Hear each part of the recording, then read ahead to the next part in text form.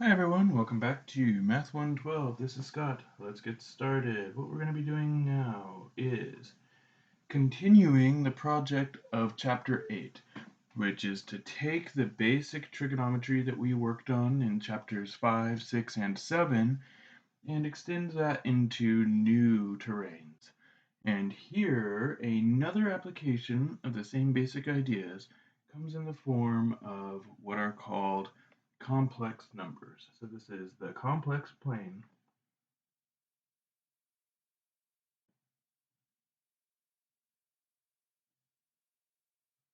And then specifically, one of the main tools that we will find here is what's called de Moivre's theorem.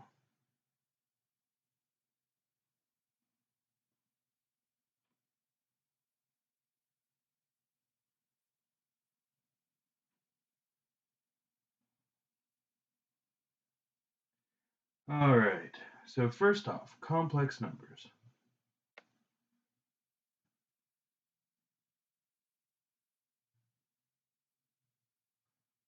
So complex numbers, despite the name, should not really be thought of as much as numbers as mathematical objects. They are mathematical constructs, and the main way that they can arise is, and the first way historically that they arose, is as the result of things in the quadratic formula.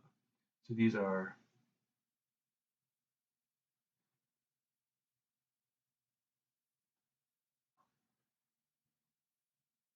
the kinds of things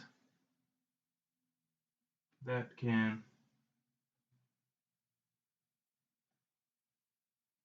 come out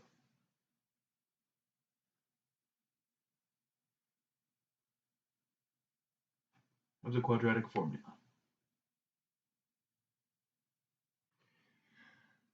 So the basic format,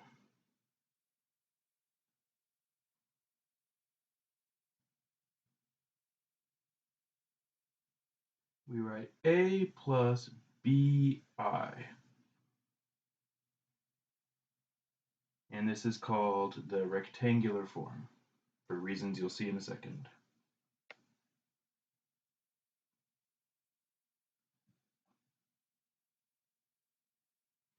So the basic format is a plus bi, where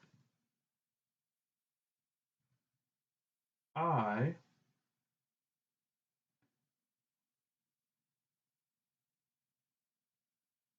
represents the imaginary unit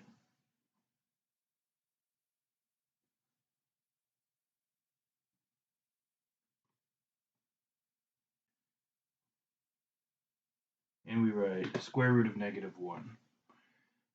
So whenever you are confronted with a square root of a negative, if we're talking exclusively in terms of real numbers, then that's an impossibility, and that's nothing that we would even think about. However, if we decide to be a little bit more broad in our imaginations, we can think of, okay, if there was such a thing as a square root of a negative number, then we could write it with an I, and we could make things, we could make mathematical constructs based on that. So then I squared equals -1. That's a fact. Another important fact is that the square root of negative numbers, so negative n, is equal to square root of regular n times I. So for example, square root of -16 would be square root of 16, which is 4, and then times the I to represent the fact that the square root was of a negative number to begin with. So then,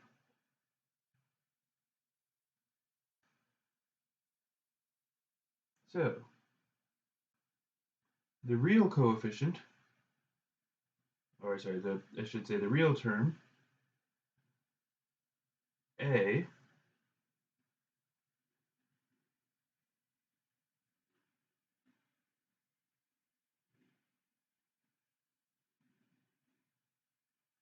is called the real part,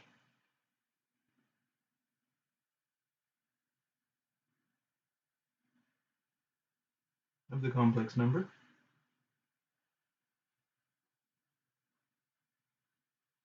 And the coefficient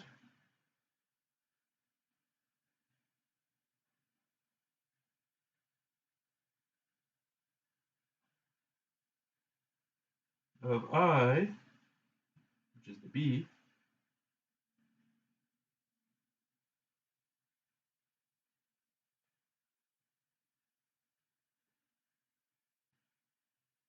is called the imaginary part.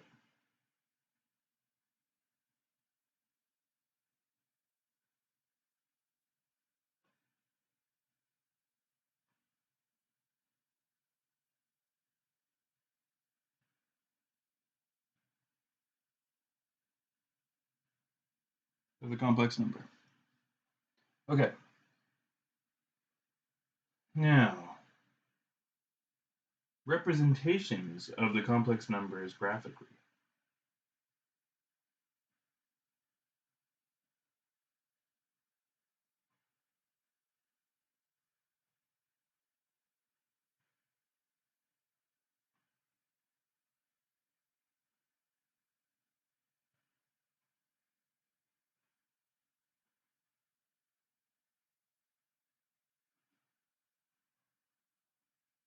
So let's think about this.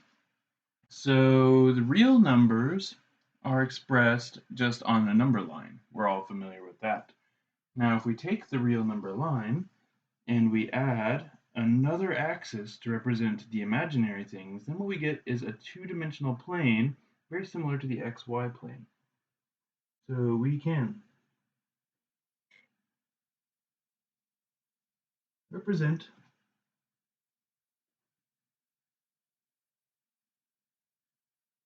any complex number, and I'll write z equals x plus yi on the what's called complex plane.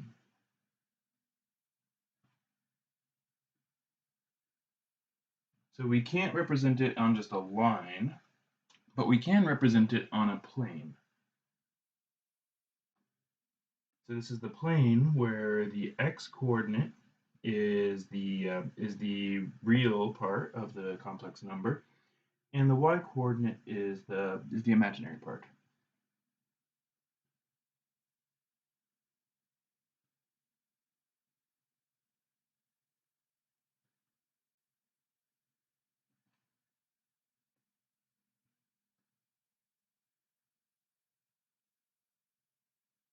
The real part.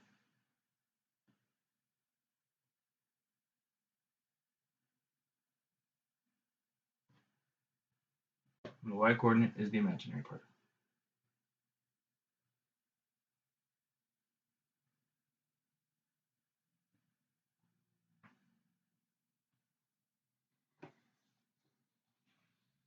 So for example,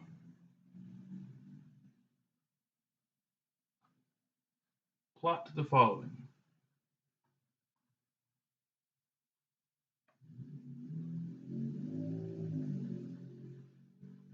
Plot the following complex numbers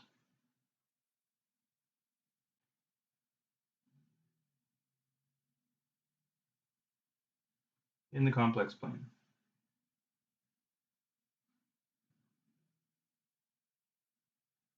All right, and here I'm just going to go ahead and draw us one big complex plane to start with.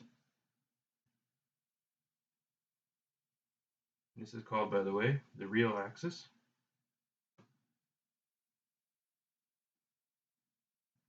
And this one is called the imaginary axis.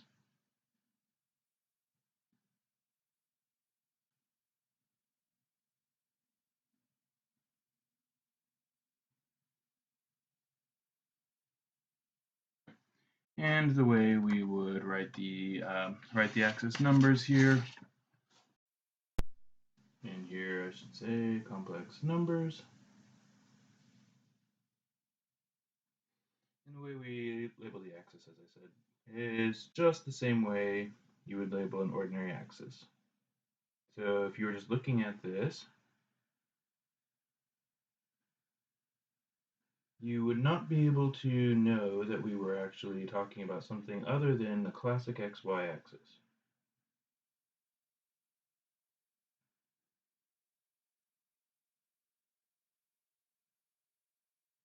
It would be reasonable to guess that on the imaginary axis we labeled it with i's, but we don't. We just label it with numbers as well.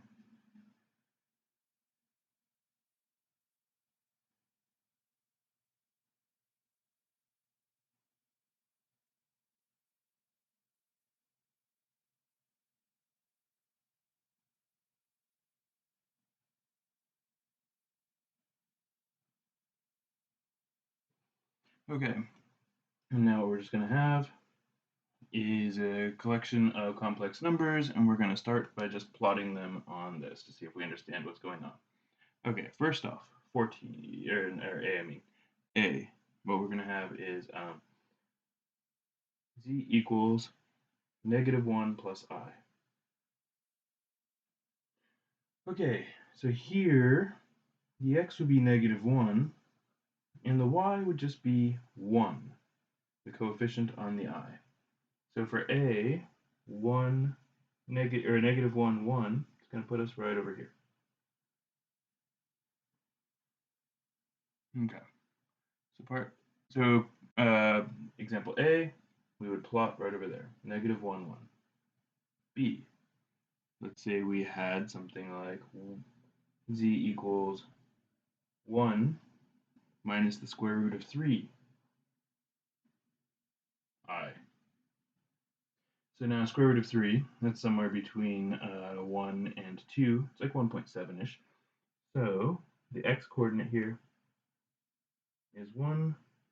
The y-coordinate is like 1.7-ish. And it's negative. And so 1 and then somewhere down here. BB. Okay, and then C. Let's say we have something like just z equals -2. So then what that means is that x equals -2, y equals 0. So that means we are talking just about the point right over here. See? D. Let's say what we have is something like 9, or say like, say 3, z equals 3 root 3 plus 3 plus 3i. So 3 root 3. So if we think about this, 3 root 3, so it's going to be 3 times like 1.7, so that's going to be, x is around 5 point something. And if you wanted an approximate number, you can just use a calculator to find out. So 3 times the square root of 3, according to the calculator, is 5.2. So that's just useful for plotting it. We're not going to be rounding so aggressively for anything that actually matters. So that means our x-coordinate is going to be a little past 5. Our y-coordinate is going to be at 3. And again, we can just we just want to plot these for this first phase of this, and so we just want to know roughly where they stand. And then let's say for our next one, we'll have z equals -2 minus root 3, -2 minus root 3i. All right. So x equals -2, y equals -root 3, -1.7. So, okay, so -2 for x, -1.7 for y. So that's going to put us over here. And then for f, let's say we have just something like,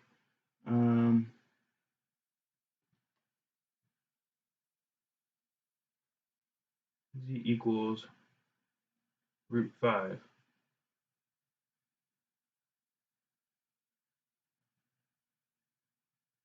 Root 5I.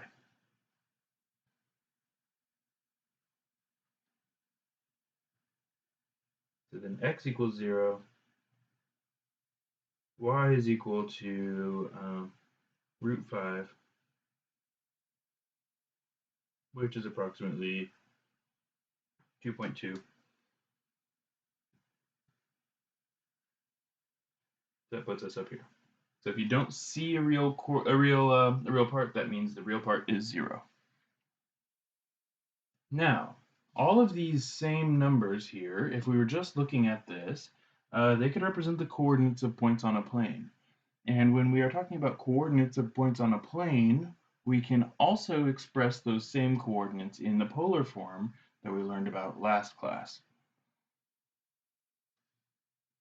So note,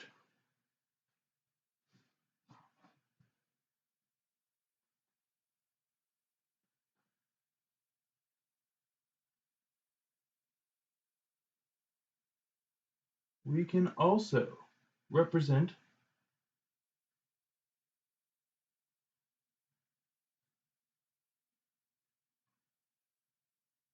a complex number in polar form.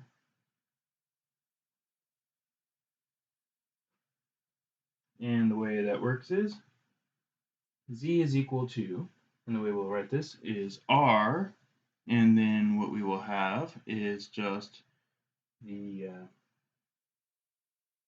cosine of theta plus I sine theta.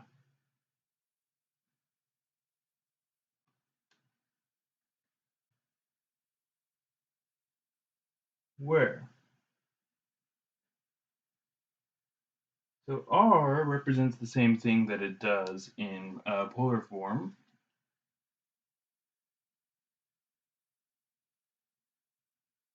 The difference is that we're not going to really think about r being negative here. So r is equal to the square root of x squared plus y squared.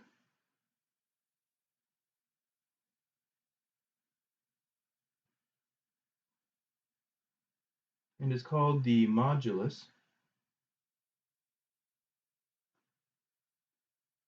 or sometimes the magnitude,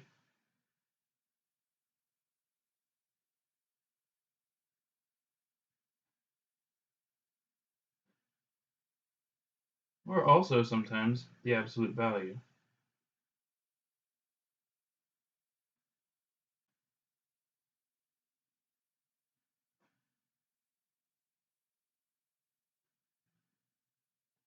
of z.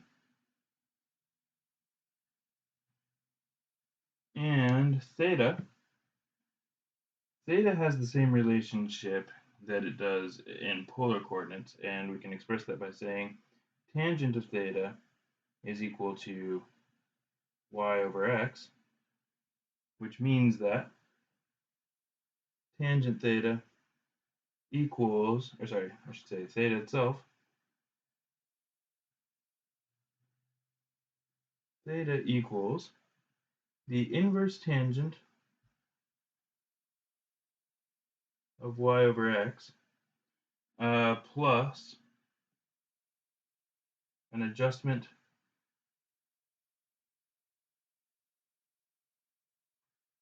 for the quadrant.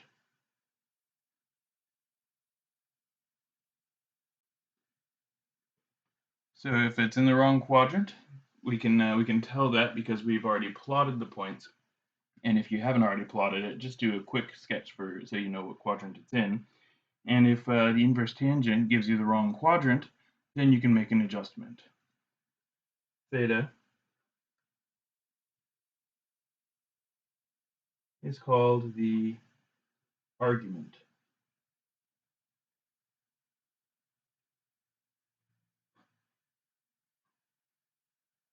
of z, of the complex number. Okay.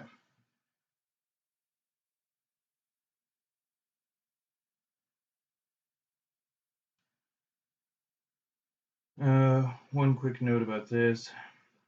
The MyLab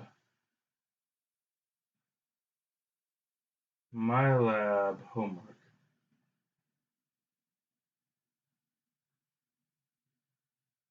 expects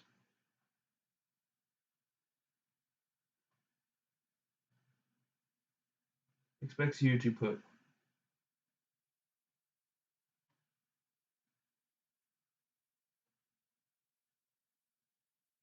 the argument in degrees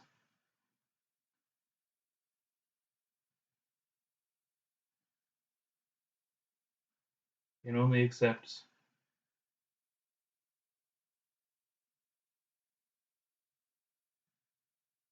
answers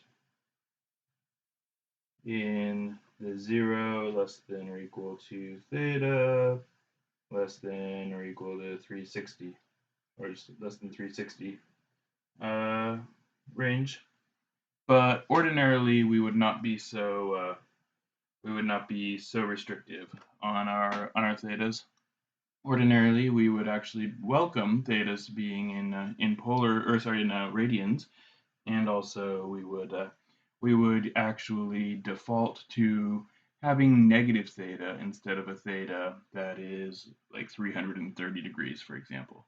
But I'm just telling you because this is how it's going to appear in your homework. So we'll try to respect that and do the problems in this example set the same way, just so that you are not put on the wrong footing. So, example, find the polar forms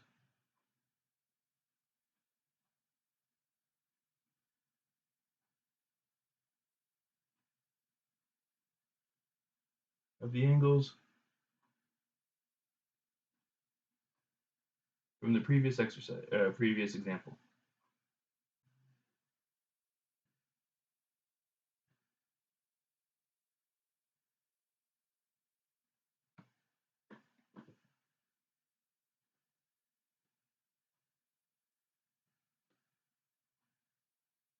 Express your arguments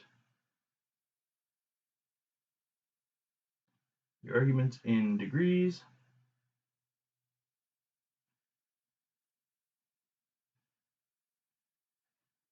between 0 and 360. Give the exact value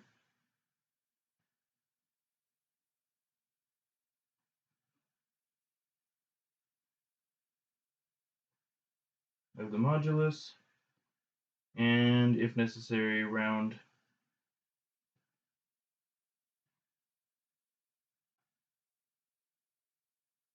the argument to 1 decimal place.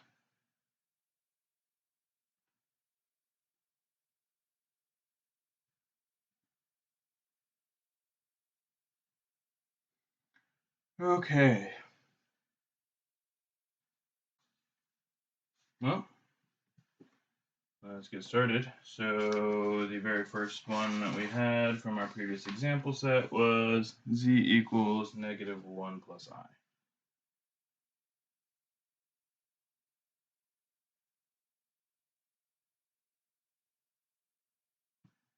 All right.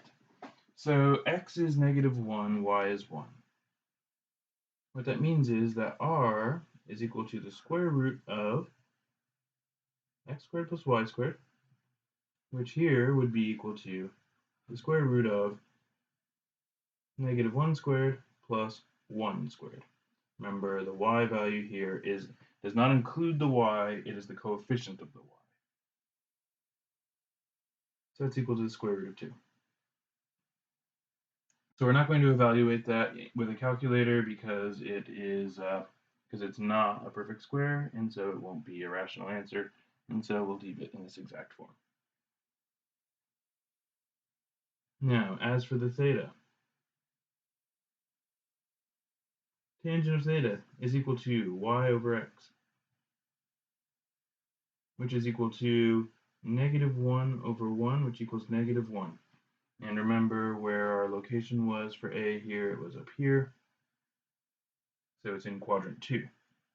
So the angle that has a tangent of -1 that's in quadrant 2 is going to be equal to the 45-degree angle over there, which is 135 degrees if we're going in degrees. If we did the inverse tangent here, it would give us the wrong answer. The wrong answer that it would give us would be the one in quadrant 4. And so we'd have to add 180. Okay, so then we put the pieces together. Square root of 2 times cosine 135 degrees plus I sine of 135 degrees.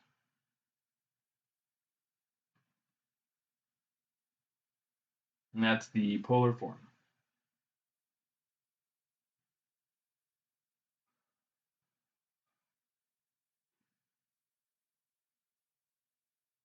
B.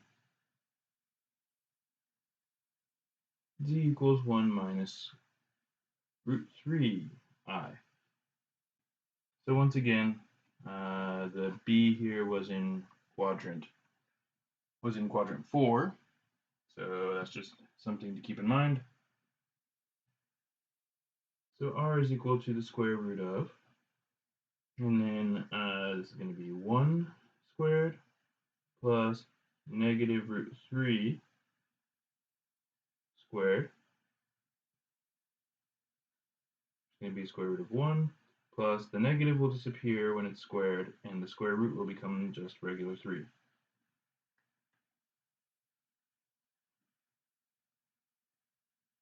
So it equals 2.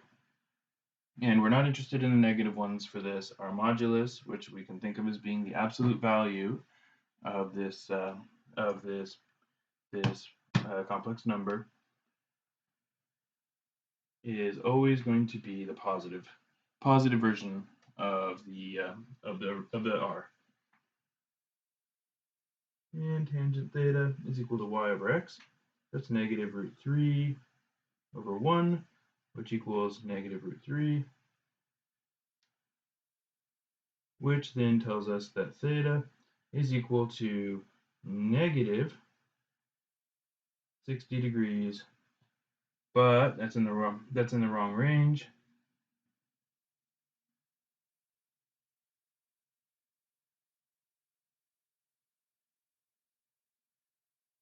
Adjust for range. So theta equals negative 60 degrees plus 360 is equal to 300. So as yet, our numbers have actually ended up still corresponding with ones that we were familiar with from the unit circle. So we haven't had to use anything fancy like an inverse tangent to get our numbers. Someday that might change. Okay, so then the polar form of this would be 2 times cosine of 300 degrees plus I sine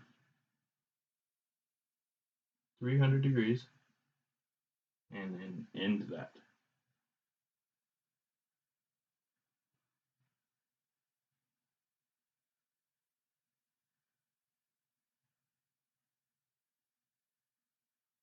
All right, the third one, z equals negative 2. So this one is not really in a quadrant, it's on the axis. It's on the negative x-axis, or here we call it the negative real axis. But we can still apply the same formula. The same formula generally applies as long as we are not talking about a place where the tangent is undefined, which is on the north or south pole. So R here would equal square root of, and maybe you don't actually need to go through this calculation, maybe you can see what it's going to be, and if so, let's see if you're right. So it is negative 2 squared, that's just going to equal positive 4, the square root of that will then equal just 2. So was that what you thought the radius was? I bet it is. So the modulus of this is positive 2. Now, as for the theta, we can actually see what the theta is. So tangent of theta, and in fact, actually, why even go through that song and dance? We can see the theta. Theta is equal to 180 degrees. We don't even need to pretend like we have to calculate that. Okay. So then z is equal to 2 times cosine of 180 degrees plus I sine of 180 degrees. Be the polar form of this.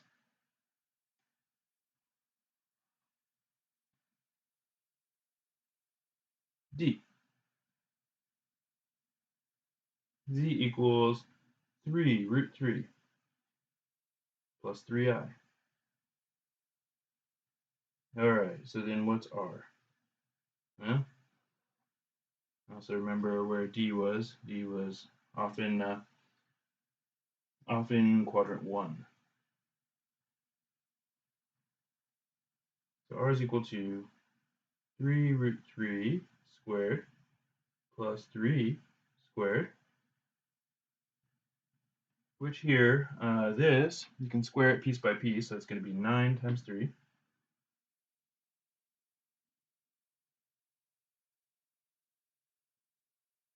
And then over here, what you're going to get is you're going to get just a 9.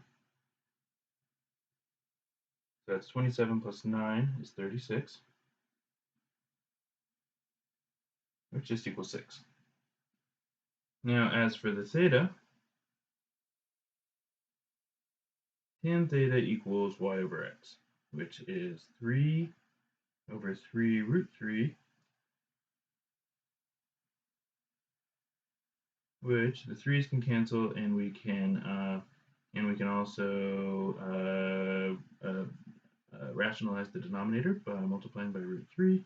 And so what we get root 3 over 3. And if the tangent of theta equals root 3 over 3, and we are in quadrant 1, then I think we all know what theta has to equal. Theta has to equal 30 degrees.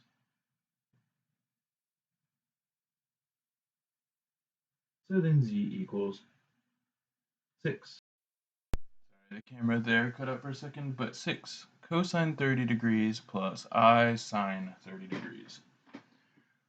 Okay, and now, so far we have managed to get by without even appealing to our calculator. But for part E, we're going to finally need its help. So for part E, we have the angle z equals -2, or we have the complex number z equals -2 minus root 3I.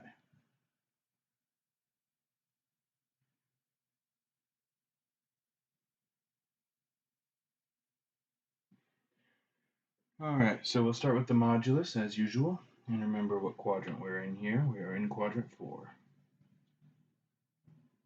Quadrant 3. We're in quadrant 3. Okay, so starting with the modulus, r is equal to the square root of, and we're going to have the x squared, which is -2 squared, plus the y squared, which is -root 3 squared. And what we're going to end up with in here is going to be 4, and then plus 3, which equals the square root of 7. Now 7 is not a perfect square, so we leave it as is. Now for the theta. We know that tangent of theta is equal to y over x, so that's going to be -root 3 over -2, which equals the negatives will cancel and just equals root 3 over 2. Now, if this had not been a tangent, but had been a sine or a cosine, this would be a known value for us to be working with. But as it is, actually, this is not known to us. Root 3 is known to us. Root 3 over 3 is known to us. Root 3 over 2, however, is not. And so we must use our calculator here. Make sure your calculator is in the mode that is required of the section, which would here be degrees. So we want inverse tangent tangent inverse of root 3 over 2 is equal to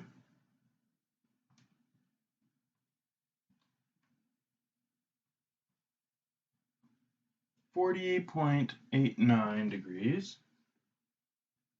So I'll go 40.9 degrees to round it to one decimal place according to the instructions.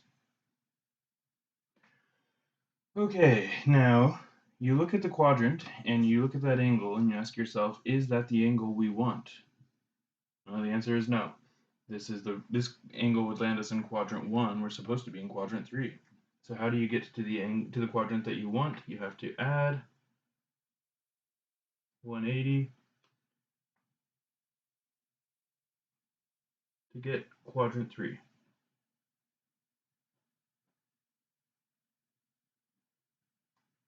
Okay, well, 40.9 degrees plus 180 would be 220.9 degrees. And then that gives us our polar form of z equals root 7 times cosine 220.9 degrees plus I sine 220.9 degrees.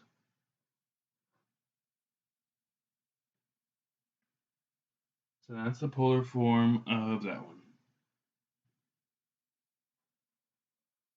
And then for f, we have z equals root 5 I. All right, so remember where that one was. That one was just right on the imaginary axis. So what that means is that z will have an angle that we can see, and the modulus actually is also apparent to us, but if we didn't see that, we would calculate it according to the usual formula.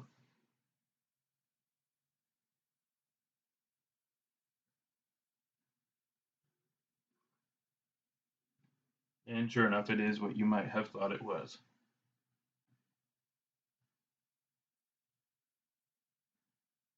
And I can just see that since it's on the axis, theta equals 90 degrees. So what that means is that z is equal to root 5 times the cosine of 90 degrees plus I sine of 90 degrees.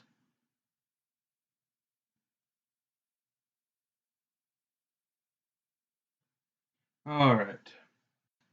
But we can also go the other way. So the rectangular form, also sometimes called the standard form, we can go from the polar to that.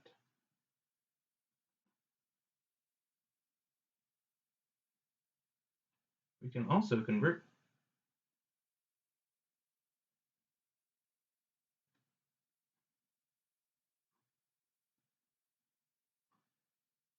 from the polar form to the rectangular or standard form.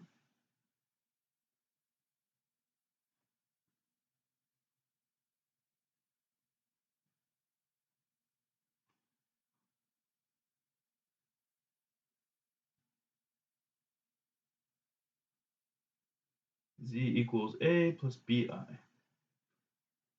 Oops. Z equals A plus BI.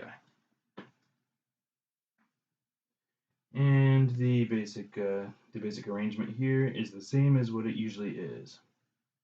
So A is equal to R cosine theta.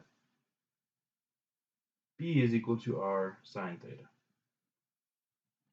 So it's the same layout as with x's and y's and the polar coordinates that we studied in section 8.1. So for example,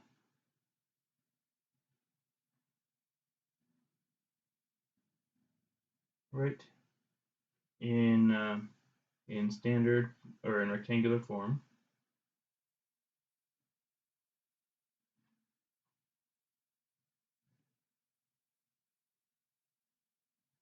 round the final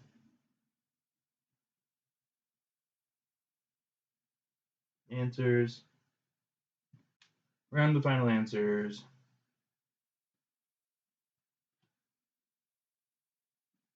To the nearest thousandth.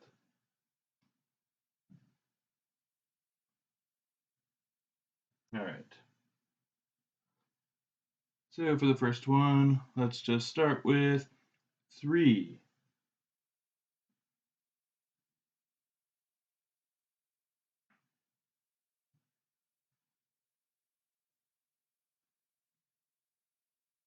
Let's say if not exact.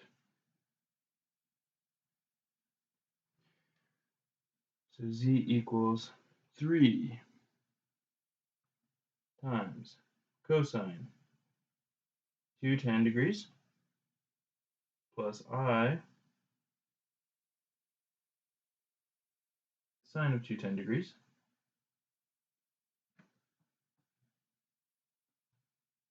So r equals 3, theta equals 210, which means then that a, just like before, is equal to r sine theta, cosine. So 3 cosine 210. Think about where 210 is, it's over here. And so the cosine is going to be the big negative. So it's going to be 3 times negative root 3 over 2, which we can just write as negative 3 root 3 over 2. As for b, that's equal to 3 sine 210, which is 3 times, and now the y value here is going to be negative and small, so it's going to be negative 1/2. So negative 3/2. And then that gives us then that z equals negative 3 root 3 over 2 minus 3/2 I.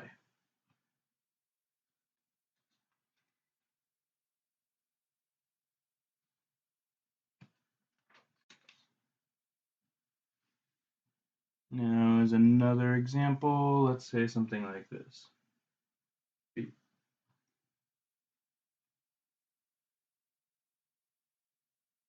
Z equals 2 cosine 5 pi over 6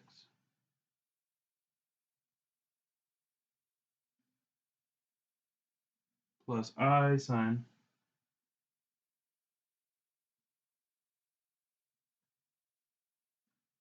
5 pi over 6.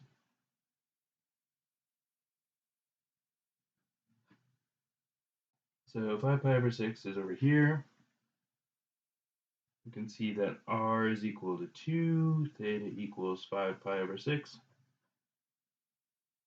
And so then a is equal to 2 cosine 5 pi over 6, which is just equal to 2. Now let's look at it. So it's negative and big for the x. So it's going to be negative root 3 over 2, which just equals negative root 3. The 2's cancel. As for b, that's equal to 2 sine 5 pi over 6, which is equal to 2. And now what do we have here? It's positive y, so it's going to be 1/2. And then that equals just 1, which then gives us the standard form, or the rectangular form, of negative root 3 plus 1i, which we would just write with just the I.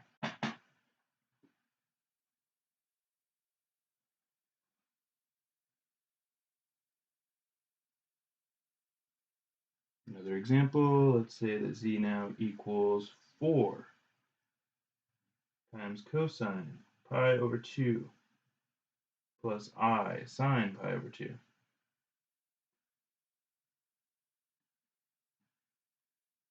All right. So pi over 2, that's 90 degrees.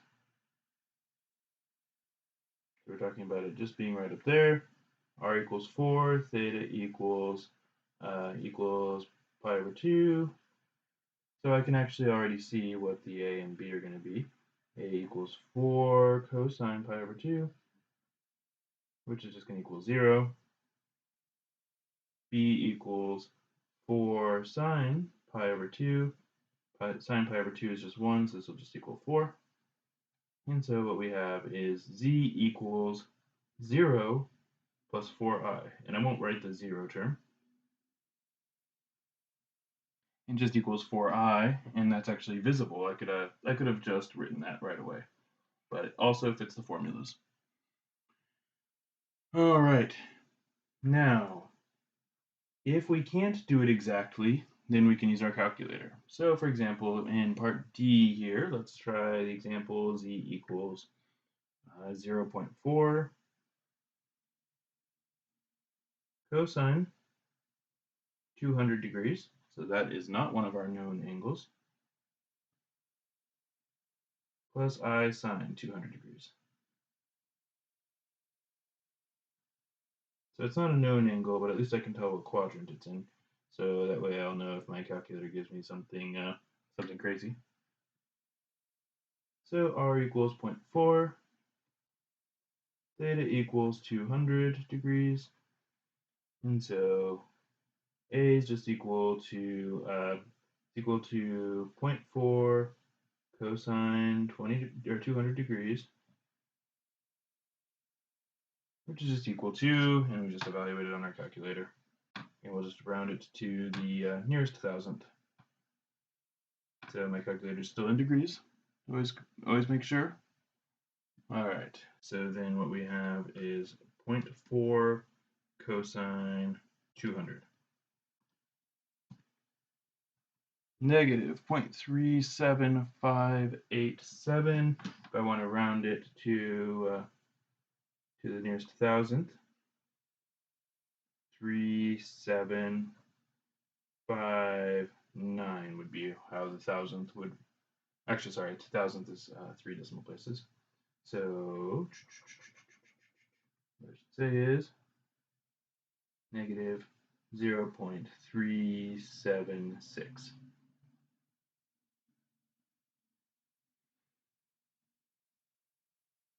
B is equal to 0.4 sine of 200 degrees, which by the same token here, you can just even scroll up and just change the cosine to a sine. We have negative 0.13, and if I round it, 7. And do those answers make sense? Sure, seem fine to me. We have a negative x, a negative y, and the x is slightly bigger than the y in value, so that's good. So then z equals negative 0.376 minus 0.137i. And then let's try one last one with some radians here. So z equals 3 cosine pi over 10 plus I sine pi over 10.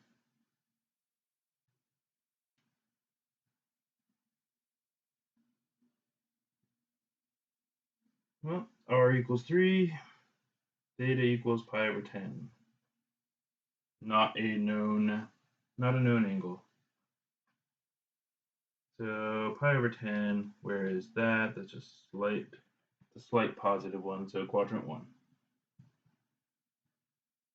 So 3 cosine pi over 10.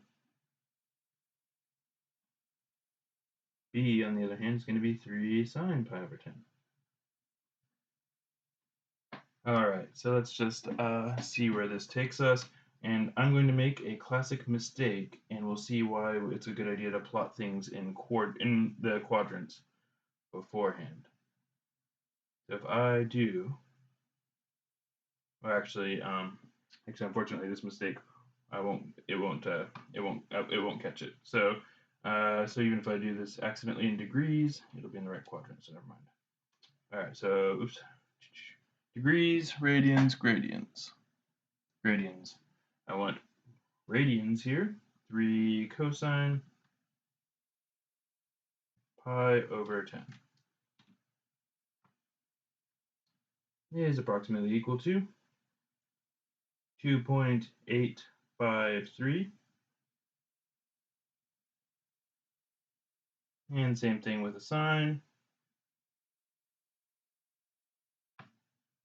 It's equal to 0.927.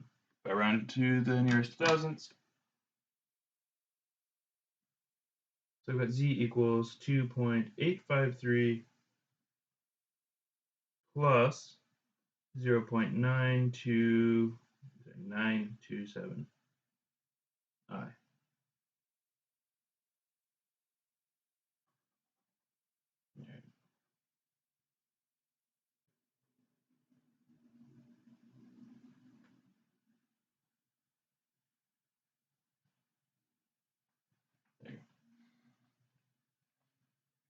All right. Now we can change from standard to polar. We can change from polar to standard. The real question, though, is why is polar form even a thing in complex numbers? And the reason is because a lot of the computations that one requires, that one is required to do in complex numbers, are much easier if we convert to polar form. All right. So note.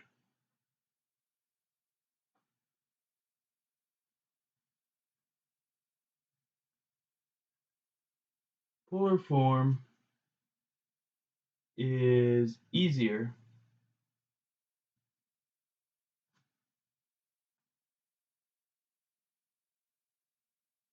to work with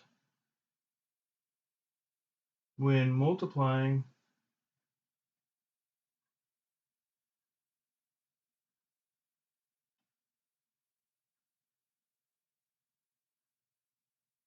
or dividing complex numbers.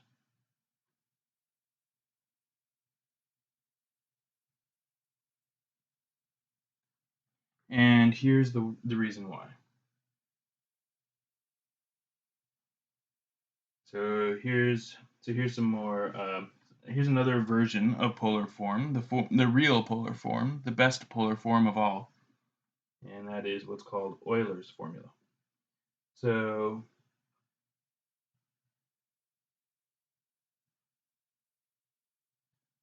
alternative version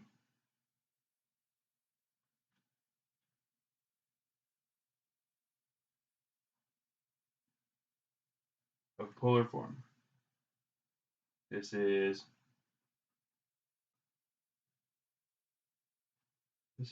Euler's formula.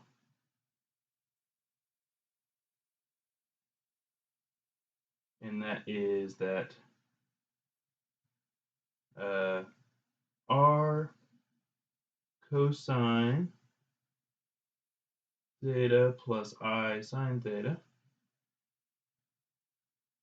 is equal to r e to the I theta. So Euler, you may recognize that name. He made an enormous impression on a large body of mathematics. Most of the math in the form that we write it today is in the footsteps of Euler and the way he wrote it. He lived in the 1700s. He is the person after whom the E is named in E, like this little E. And also, he's the first person to write functions as f of x. Just a fun fact. But he also was a great pioneer in basically every branch of mathematics that currently exists. But this format leads us to certain interesting ideas. So multiplying.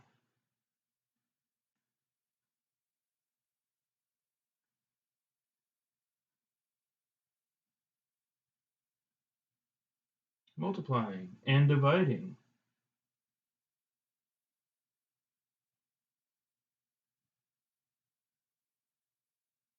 Complex numbers. So let's say that z is equal to r1 cosine theta 1 plus I sine theta 1. And let's say that w is equal to r2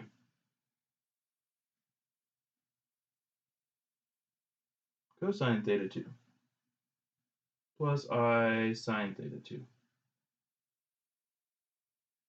Okay? Well, the other versions of these would be r1 e to the I theta 1. The other version of this would be r2 e to the I theta 2. Okay, well, if you wanted to multiply these two things together,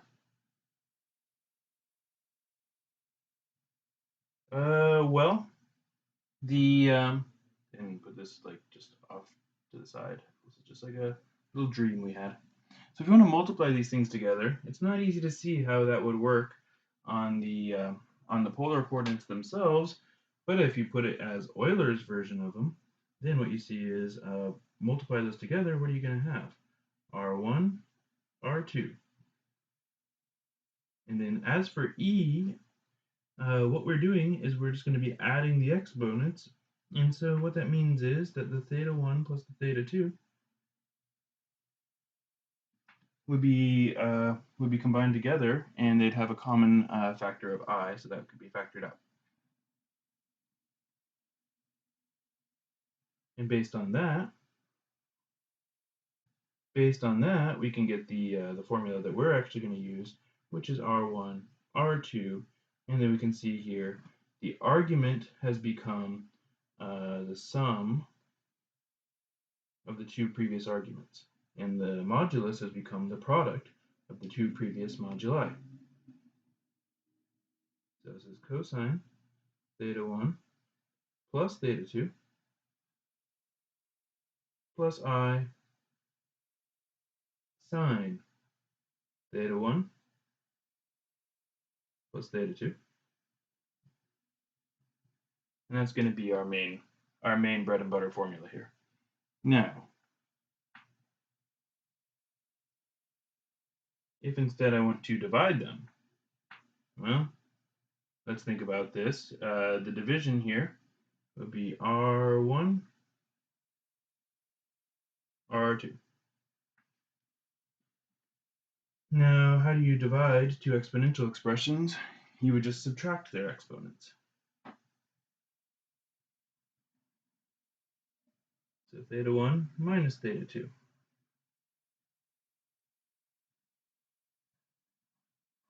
But then, if we translate this back, that means the modulus is going to be, the new modulus will be modulus 1 divided by modulus 2. And the new argument will be just the difference of the two arguments.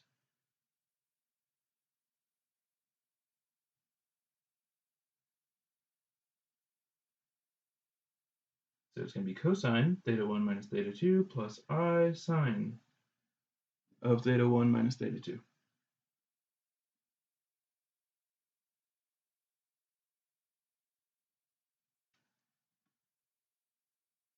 Okay.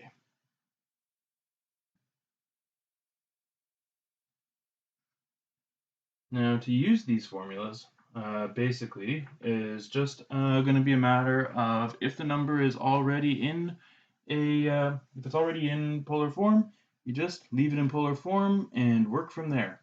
If it's not in polar form to start with, then we just have to convert it and then leave our answers there.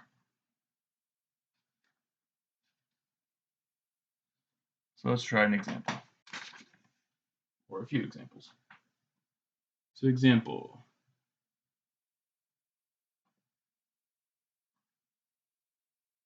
Find ZW and Z divided by W.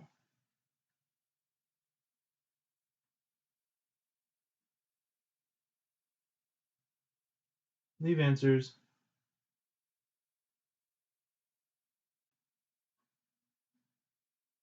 in polar form.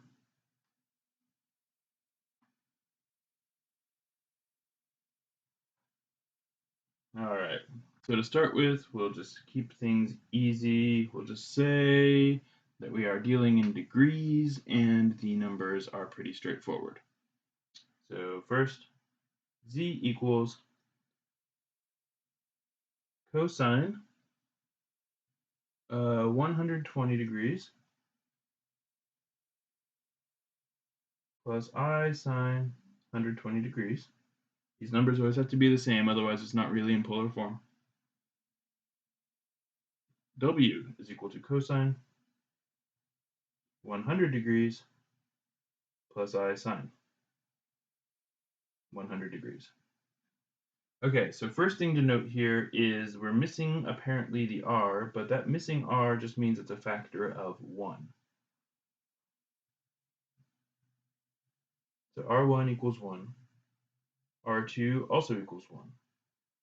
Theta 1 equals 120 degrees, theta 2 equals 100 degrees.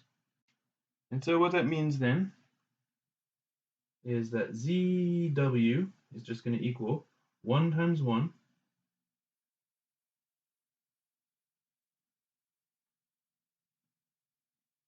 So 1 times 1 times cosine 120 plus 100 degrees plus I sine of the same.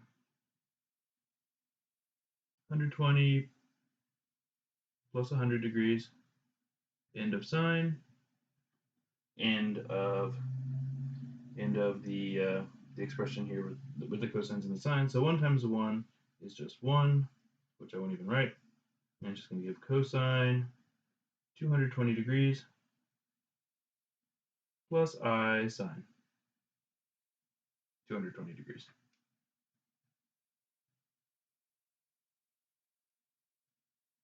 If, on the other hand, we have z divided by w, then it would be 1 divided by 1.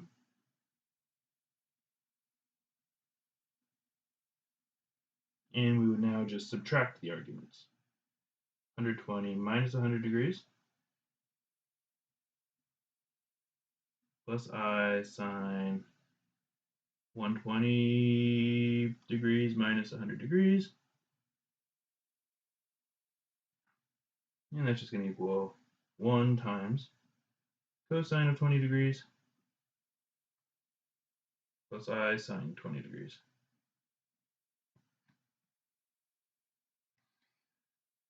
So essentially, multiplication of complex numbers means adding their arguments. Division of complex numbers just means subtracting their arguments. And as for the moduli, they do everything you would expect. They will multiply when being multiplied. They will divide when being divided.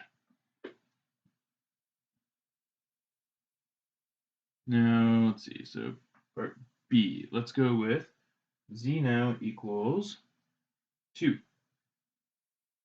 cosine 80 degrees.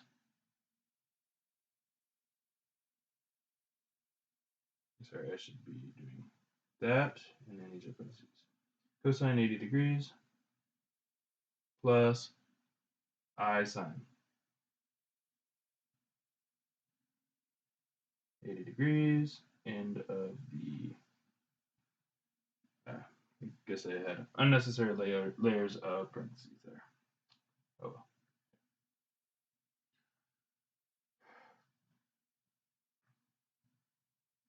well. All right. W is going to equal, what, 6 cosine 120 degrees plus I sine of 120 degrees. Okay, so let's now just figure out what's playing the role of what here. So R1 equals 2, R2 equals 6. theta 1 equals 80 degrees, theta 2 equals 120 degrees. Now that means then that ZW is equal to 2 times 6 cosine 80 degrees plus 120 degrees plus I sine of the same thing, 80 degrees plus 120 degrees, which is equal to 12 cosine 200 plus I sine 200.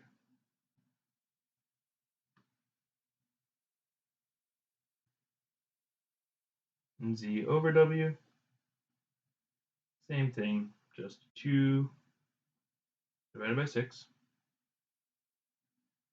and then subtract cosine 80 degrees minus 120 plus I sine 80 degrees minus 120. And that's equal to 1/3 cosine of negative 40 degrees plus I sine negative 40 degrees. And this would ordinarily be a fine version of the answer. However, if you are doing your online homework, the MyLab Pearson module specifically wants you to convert these to angles between 0 and 360, so just add 360 to each one. And of course, adding 360 does not change the value of sine or cosine, because it just puts you back in the same position around the circle.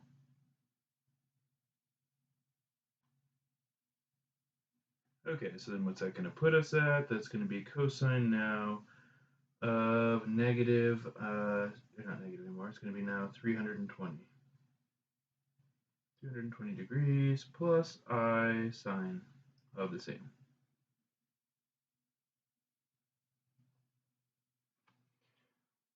All right, so these are pretty much the it's like the best case scenario where you are given to it, or you're given it in degrees, and you just have to work from there.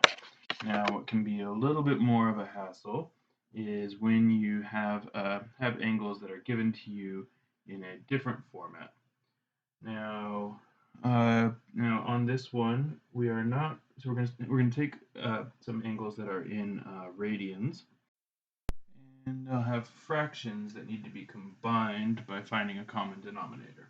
So here we're gonna have z equals 4 cosine of, let's say, 3 pi over 8 plus I sine 3 pi over 8.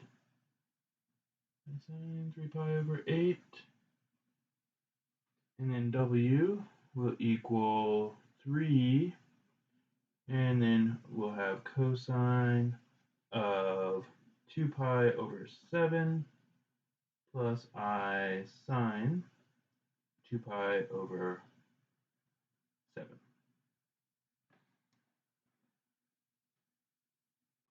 All right. Now, here, once again, R1 and R2 are right there, visible to the naked eye. 4 and 3. Theta 1, similarly, is right there. It's 3 pi over 8. Theta 2 is 2 pi over 7. So then our process is all still the same. ZW is equal to 4 times 3 times cosine theta 1 plus theta 2. So it's 3 pi over 8 plus 2 pi over 7 plus I sine 3 pi over 8 plus 2 pi over 7. And that equals 12. And now here, in order to add these, let's just think about a common denominator that we would need to find. So 3 pi over 8, 2 pi over 7. Well, the common denominator is just going to have to be 8 times 7. So I just multiply the top and bottom of this one by 7 and the other one by 8. So it's going to be equal to 21 pi over 56 plus 16 pi over 56. And then what's that going to be? 37, it looks like. 37 pi over 56.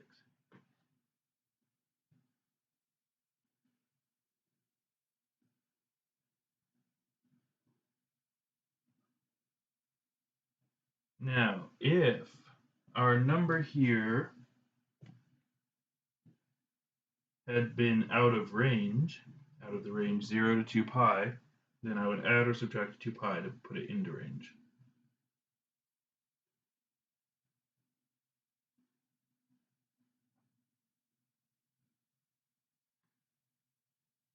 Now z divided by w, once again, go by dividing the two different values of the modulus, and you subtract the two different values of the argument. So 3 pi over 8 minus 2 pi over 7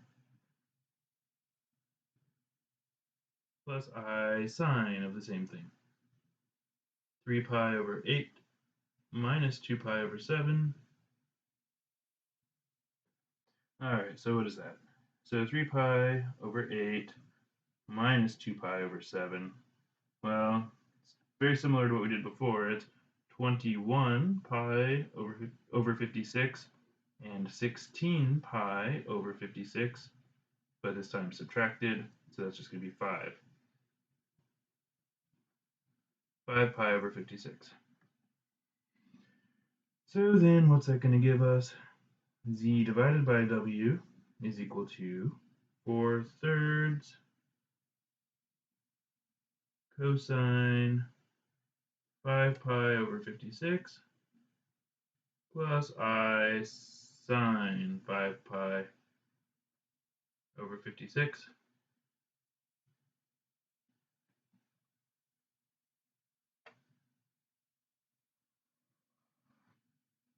And there's that. If again our angle had been out of range, we would add or subtract 2 pi as needed to put it into range. And the last of these ones will be z equals 1 minus I, w equals 1 minus root 3I. So notice these are in rectangular or standard form currently. And so we do not currently know what the r and the theta will be. So first off, a quick check of the quadrants. So 1, -1 for the z, and 1, -root 3 for the w. Okay, so both of these are in quadrant 4. Good to know. All right. So r1 is equal to, and we will just be taking the x and the y from the z here. So x1 squared plus y1 squared. So that's equal to square root of 1 squared plus -1 squared, which is just going to be square root of 2. Duly noted. R2 is going to be very similar. X2 squared, y2 squared, which here is going to be, again, 1 squared plus -root 3 squared, which is just going to equal square root of 1 plus 3, which is the square root of 4, which is in other words 2. Now, as for the thetas. So these are actually familiar looking angles, root 3s and so on. So let's see here. Tangent of theta 1 is equal to negative y, or negative 1 over 1 equals negative 1. So theta 1 equals, and if I want it to be in the appropriate quadrant, I would use I'd use either the negative value or the value that was 360 minus 45 degrees. So it's going to be 315 degrees. Tangent of theta 2 is equal to, again, y over x, so negative root 3 over 1, which is negative root 3. It's a known one. That's going to be negative 60 degrees, or in other words, 300 degrees.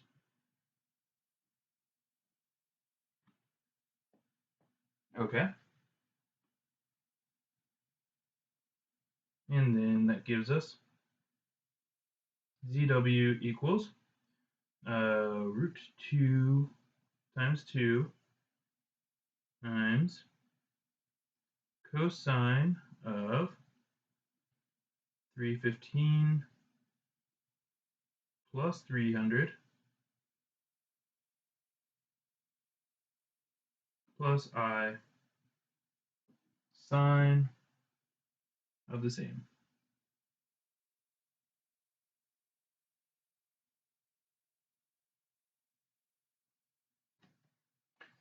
And so if we rewrite this, it's going to just be 2 root 2. And then here we'll have cosine of 615 degrees plus I sine of 615 degrees. And then we'll just subtract 360 to bring it into range.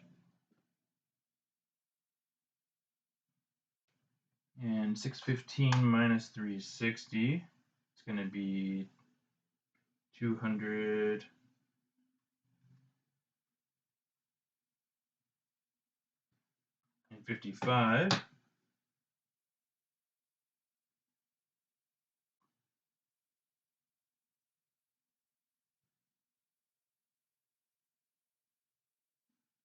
So 255 degrees plus I sine 255 degrees.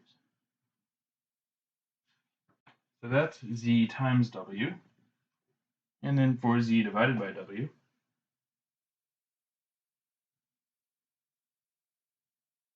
that's going to equal root 2 over 2 cosine of 315 minus 300 plus I sine of 315 minus 300, which is equal to root 2 over 2, which is actually already in a perfect form. It does have a rational denominator to begin with, so we don't have to rationalize it. Cosine 15 degrees plus I sine 15 degrees.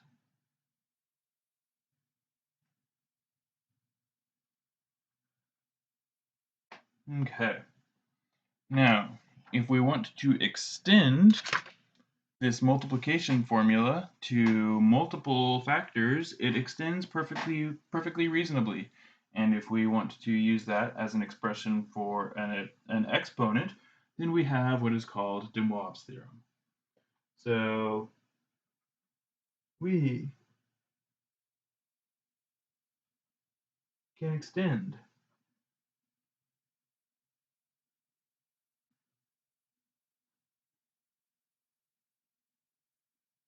the multiplication formula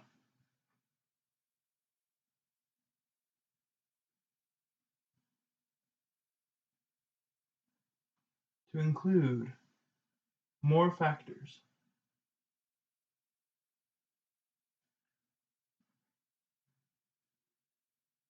When we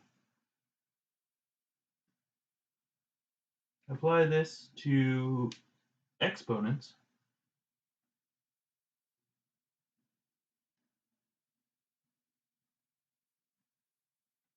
we get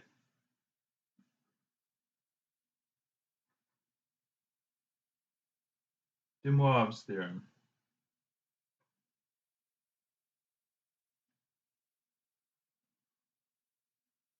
which says that if z equals r cosine theta plus I sine theta,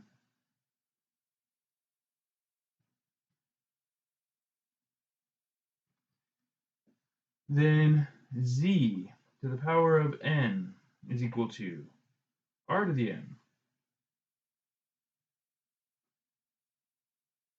times cosine n theta. Each time we multiply, it's like adding the thetas together. And if you add theta to itself n times in a row, that can be expressed as n times theta.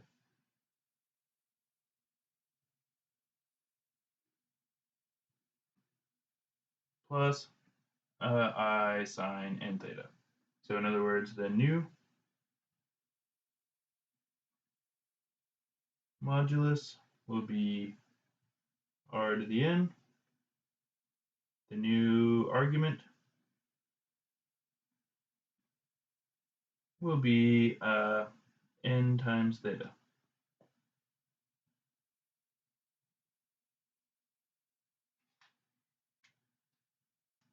Now, to use this, what we can do is the following. So here's how this will be worded. Right.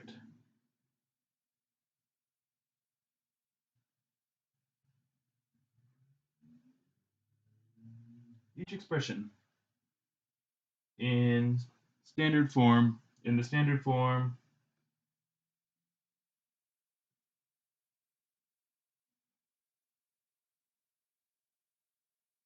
a plus bi. So the first one we'll look at will just be something like this.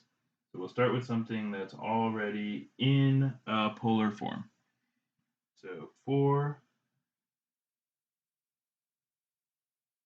cosine of 40 degrees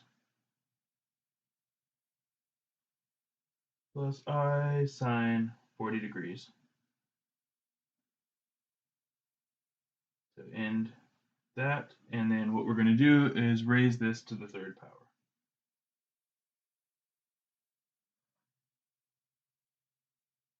Okay, so according to de Moivre's theorem, to raise an expression like this to the third power means raising the modulus to the third power and multiplying the argument by 3.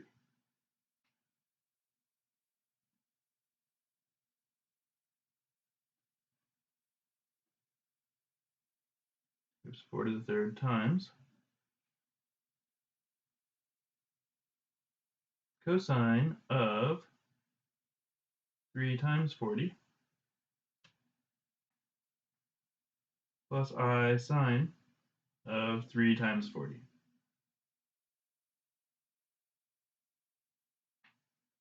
Which is equal to, well, okay, so 4 to the third. 4 to the third. So 4 times 4 is 16. 16 times 4 is equal to 64.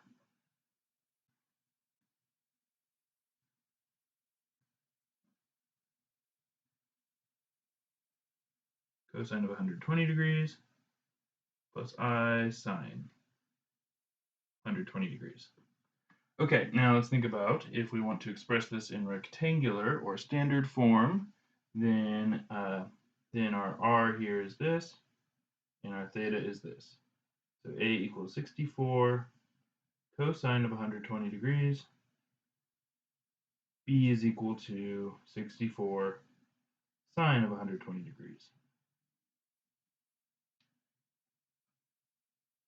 So cosine of 120, that's going to be negative 1/2.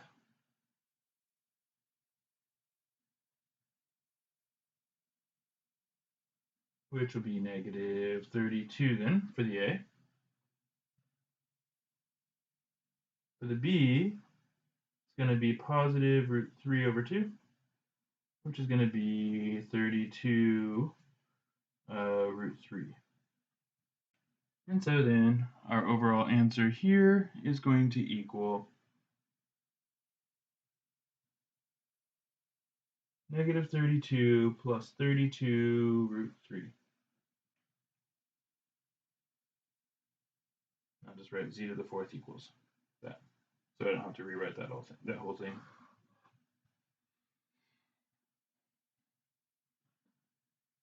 Okay. Now what if, on the other hand, we have something along the lines of this? So B. So what if we have root 2, so big brackets, root 2 times cosine of 5 pi over 16 plus I sine 5 pi over 16, and we're raising this all to the power of 4. Well, once again, according to de Moivre's theorem, we just raise the modulus to that power, and we just multiply the argument by that number. Cosine 5 pi over 16 plus I sine 5 pi over 16 to the 4th power. It's going to equal just root 2 to the 4th power, and then cosine of 4 times 5 pi over 16 plus I times sine 4 times 5 pi over 16. Now root 2, root 2, root 2, root 2. So that's 4 copies of root 2. So root 2 is just going to equal 2 times 2 again. It's just going to equal 4.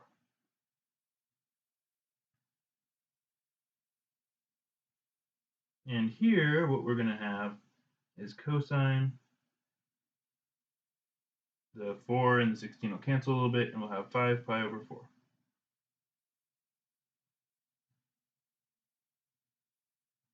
Plus I sine, again, 5 pi over 4. Okay, so 5 pi over 4, that's going to be that one down there. And so then A will equal 4 now, that's the new modulus, times the cosine of 5 pi over 4, which equals 4 times negative root 2 over 2, which then would simplify to make negative 2 root 2. The 2 would cancel with the 4. As for the B, it would be very similar, in fact, exactly the same. 4 sine 5 pi over 4 is equal to 4 times negative root 2 over 2, which is equal to negative 2 root 2, which then means that z, sorry, this one was z to the 3rd. This one is z to the 4th, is equal to negative 2 root 2 minus 2 root 2I.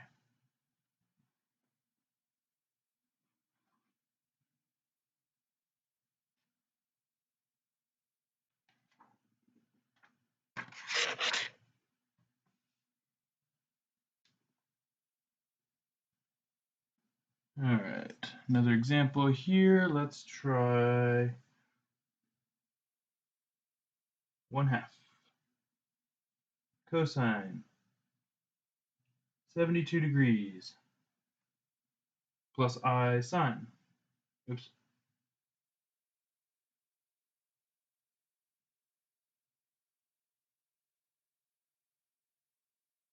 (72 degrees). And that's all going to be raised to the 5th power. Okay. So let's just skip to the fun part here. 1/2 to the 5th cosine 72 degrees times 5, or 5 times 72 degrees, either way, plus I sine 72 degrees times 5.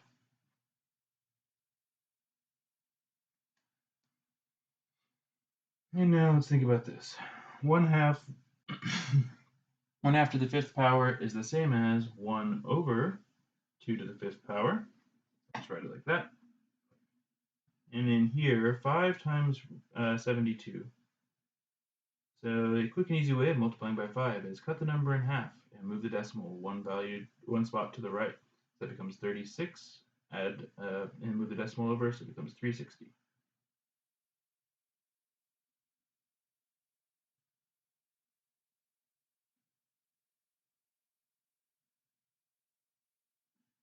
Now 2 to the 5th.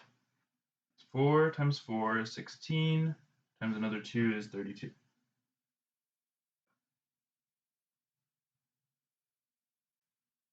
And then over here,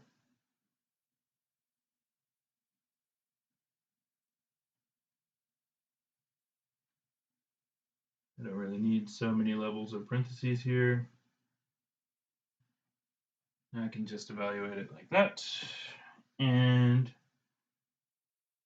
that means then that A is going to equal 1 over 32 times the cosine of 360.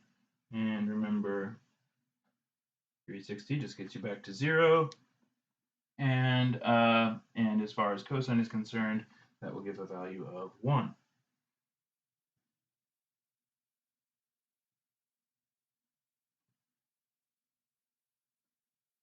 B is going to be 1 over 32 sine 360, which is going to be 1 over 32 times 0, which just equals 0. So that means then that z to the 5th power here is just going to be 1 over 32.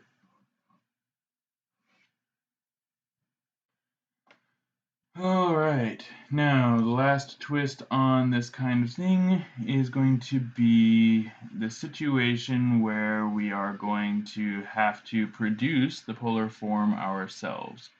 So an example of something like this would be D. Root 3 minus I to the 6th power. All right, so let's think about this.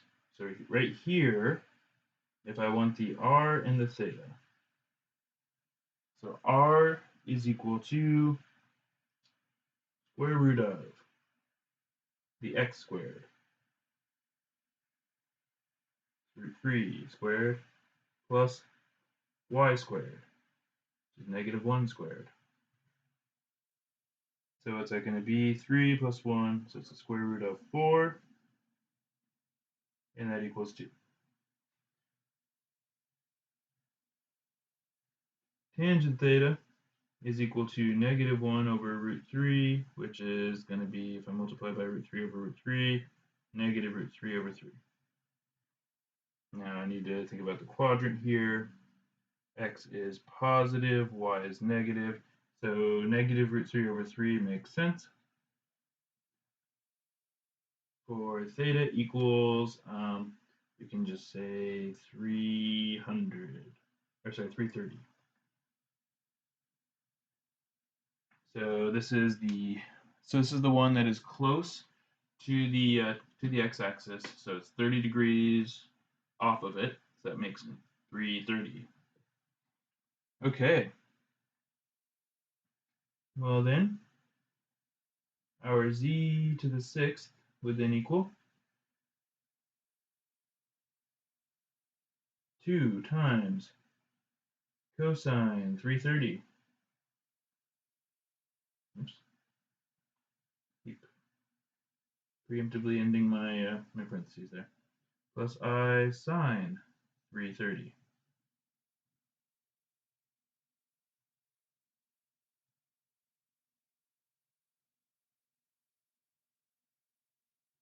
All to the 6th, which then is going to give us 2 to the 6th cosine 6 times 330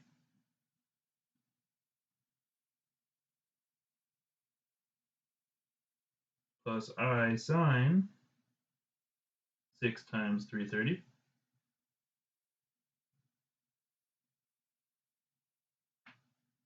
And 2 to the 6th. Well, 2 to the 5th was 32. 2 to the 6th will be 2 times that, so 64.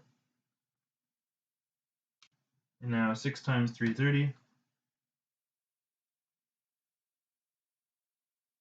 is 1980.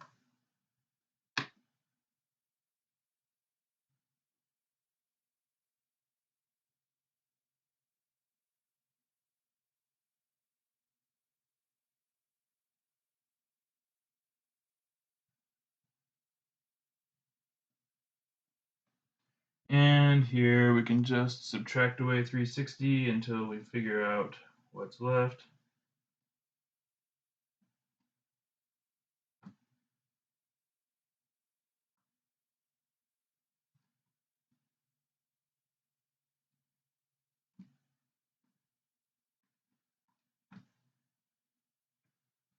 And this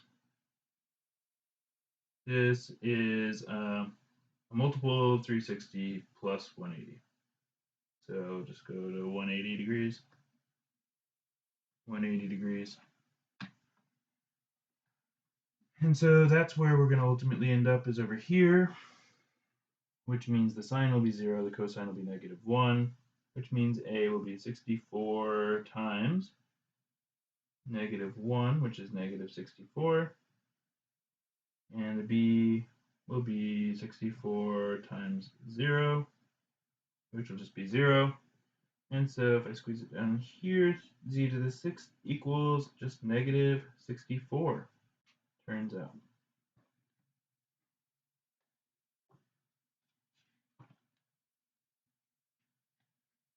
So be it. And then the last variation on this is we will have one that is not one of our familiar angles, even when raised to the power. So for example, here this would be E. And the way that's going to look is something like 1 minus root 5 I raised to the 8th power. So again, R is just going to equal the square root of x squared plus y squared, so that's 1 squared plus -root 5 squared. This can be square root of 1 plus 5, which equals the square root of 6. So be it. As for theta, tan theta equals -root 5 over 1. When we look at it, we're going to be in quadrant 4 here.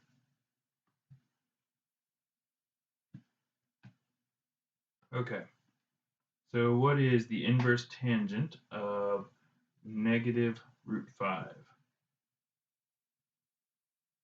Currently my calculator is in radians. It doesn't really matter that much as long as we keep it nice and consistent here. But so if I would do the inverse tangent of -root 5,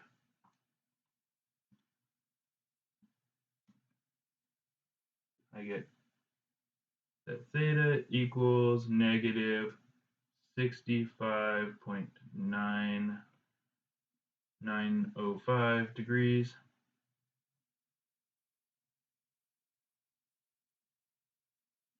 And I won't, I'm going to keep a lot of digits on this because I'm about to do something more to it. Always round as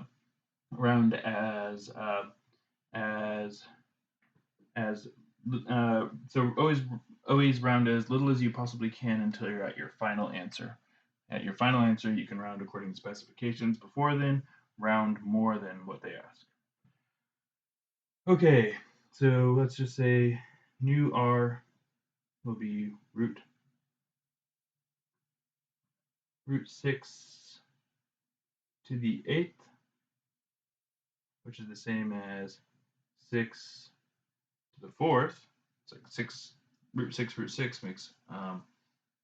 6, and what is that? So 6 to the 4th is going to be 1296. I shouldn't have eliminated that actually. So new theta. If I just go back a little bit here, recall my previous answer here, and I'm just going to go ahead and take that and multiply that times 8.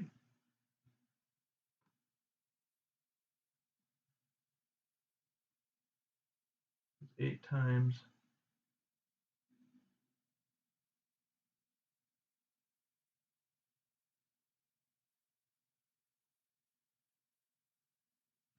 and now 527.2413 degrees. Okay, and now I can actually evaluate these. So A equals 1296 cosine negative 527.2413 degrees, which will be approximately equal to 1296 times cosine of that.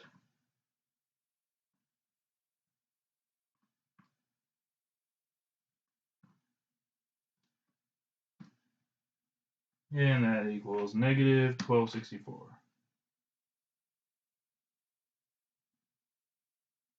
Approximately. And as for B, that's going to equal so 1296 times sine. Actually, here. First we'll write this.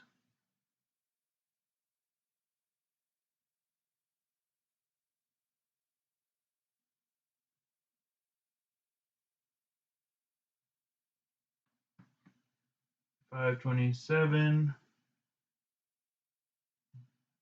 negative 527.2413. And that gives me that B is approximately negative 286.215 2158. So 216. If I round to the nearest thousandth. So then z to the 8th is equal to negative 1264 minus 286.216i. If I round accordingly.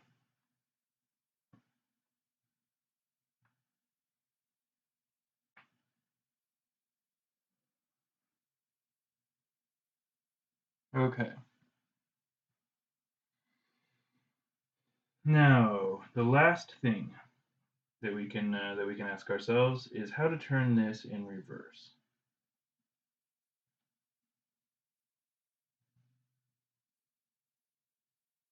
Complex roots. So to take a root of a complex number, we can find all of the numbers that satisfy the given equation, z to the n equals whatever. So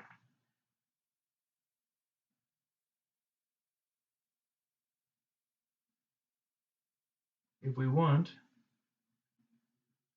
the nth root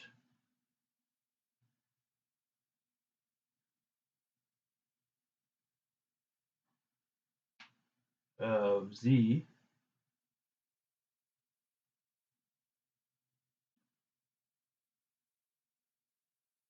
we want to solve the equation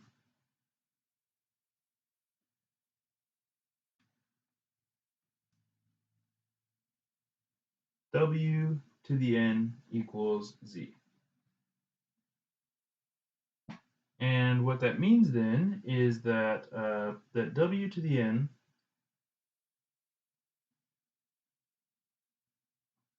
so if w is equal to r1 cosine theta 1 plus I sine theta 1,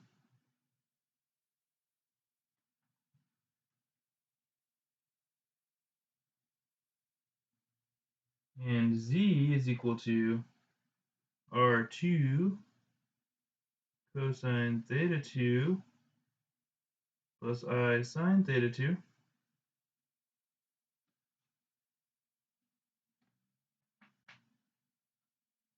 then r1 to the n cosine n theta 1 plus I sine n theta 1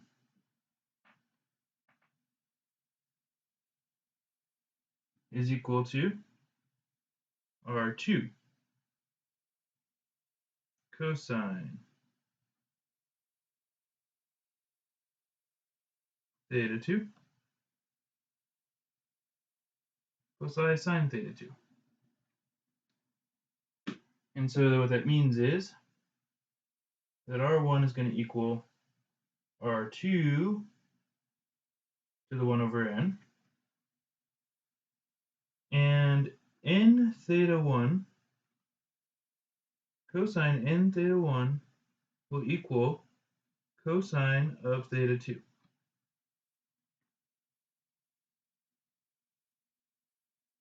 Which then means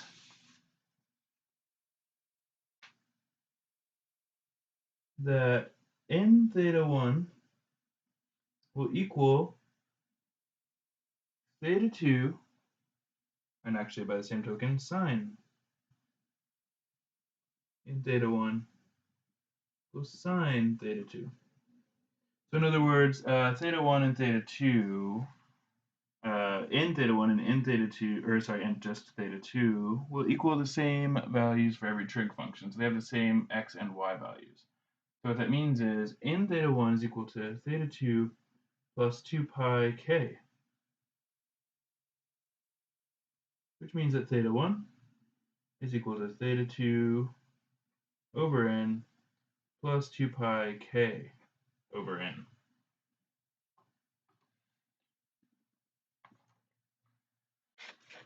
So the consequence here.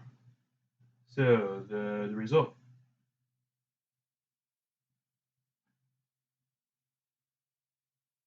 The modulus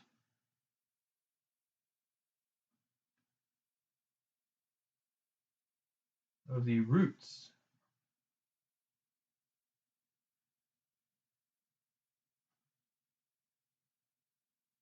of a complex number will be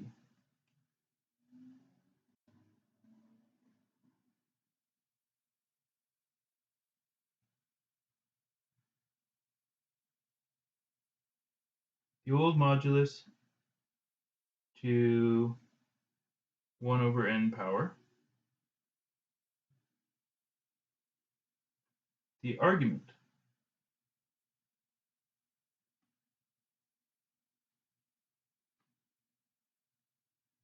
will be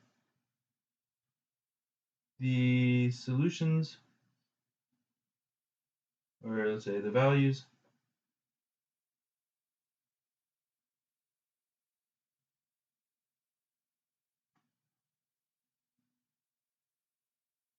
given by the formula theta 2 over n plus 2 pi k over n.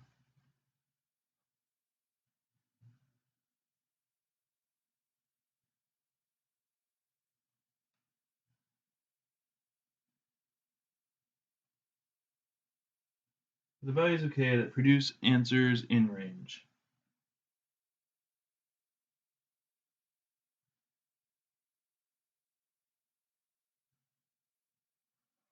And now, finally, let's just try this as an example. Let's see. So find the roots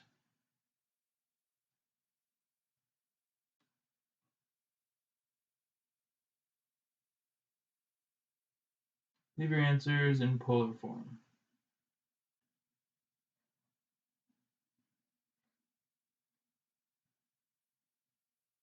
In degrees. So let's just say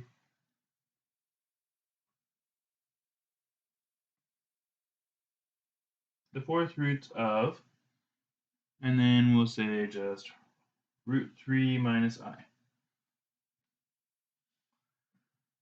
Okay, so root 3 minus I.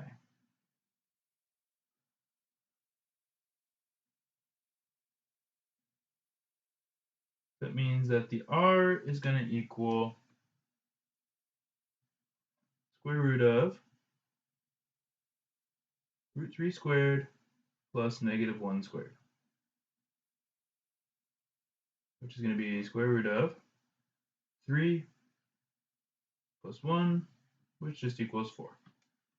Okay, the old theta. These are old z and old theta. The old theta. The tangent of the old theta is going to be y over x, so negative 1 over root 3, which is going to be negative root 3 over 3. And we just have to think about the quadrant here. The quadrant is going to be a negative y like that. So actually, sorry, over here. And so we can see that theta is going to equal 330 degrees. Okay. So then the new r will be 4 to the 1/4. This means n equals 4. 4 to the 1/4, which if we want to simplify that a little bit, that would equal so that would equal 2 squared to the 1/4. So in other words, the square root of 2.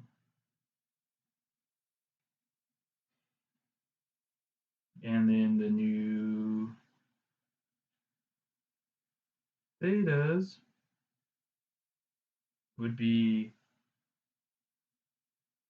330 divided by 4 plus 2 pi k over 4, which would be, so if we think about k equals 1, 2, 3, 4,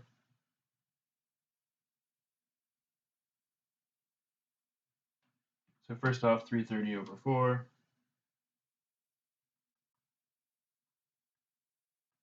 is 82.5.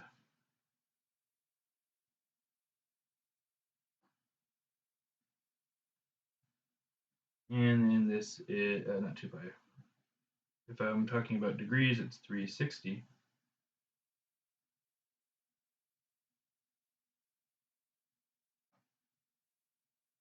So that's going to be 90 degrees times k.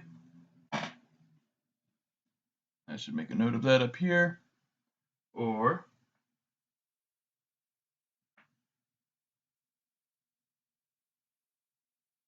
360k. Theta, theta 1, theta 2, plus, and then over here, it would be 360 degrees k over n.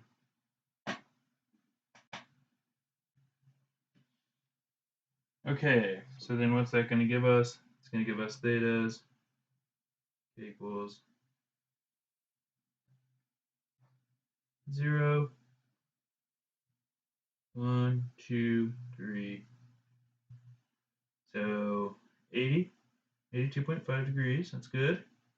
The negative value of k would not be good here. It would take us out of range. We just want to go one full circle.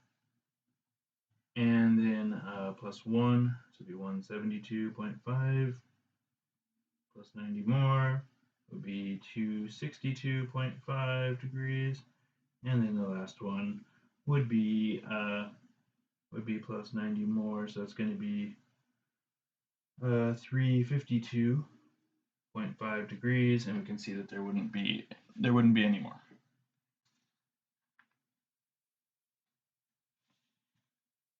So what's that going to give us? That gives us answers of. So the fourth roots.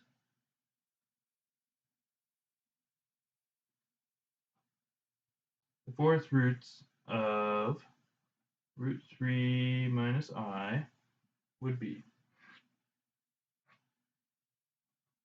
root 2 cosine 82.5 degrees plus I sine 82.5 degrees.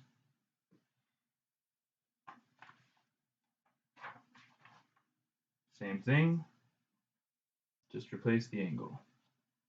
Cosine of 172.5 degrees plus I sine 172.5 degrees.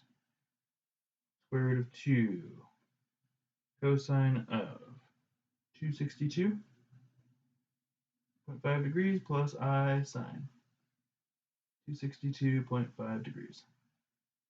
And in the fourth and final root, there will always be four fourth roots, 5 fifth roots, 6 sixth roots, and so on. And then the last one here will be square root 2, and then cosine 352.5 degrees plus I sine 352.5 degrees. Okay, and all other problems of roots would go similarly with different values of n. You would just proceed the same way we did.